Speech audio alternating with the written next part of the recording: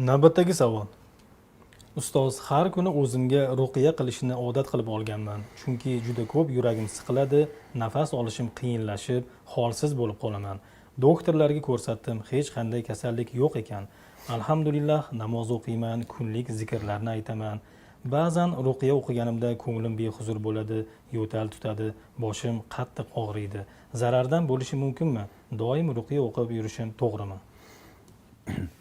Bismillah, alhamdulillah, vassalatu vassalamu ala rasulillah va ba'd. Albatta, doim ruqiya o'qib yurishingiz to'g'ri. Bu shar'iy ruqiyalarda o'qib yurishda hech zarar yo'q. Inson o'ziga o'zi Qur'ondan, duolardan panoh o'qib yurgan degani bu.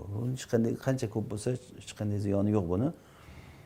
Bo'lishi mumkin, nazardan bo'lishi ham mumkin, jin tiyishdan bo'lishi mumkin yoki sog'ligingizdan bo'lishi ham mumkin bu. Doktorlik jihatidan buni borib doktorlarga ko'rsatib, bir yaxshilab tekshirtirsangiz, balkim ba'zilar aytadi, vitamin kamligidan ham shunaqangi holsizlik bo'ladi, bo'g'ilgandek bo'ladi. Bu ham bo'lishi mumkin. Bir tekshirtirib ko'rsangiz, balkim aniq bo'lar. Har xil sabablar bo'lishi mumkin. Nima bo'lganda ham sabablarni olish kerak. Ham tibbiy tomondan borib ko'rinib, tekshirtirib ko'rish kerak. Sabablarni ushlash degani va yana ruqiyalarni o'qib, duo qilib yurishingiz, buni hech zarari yo'q. Alloh taolodan so'rang.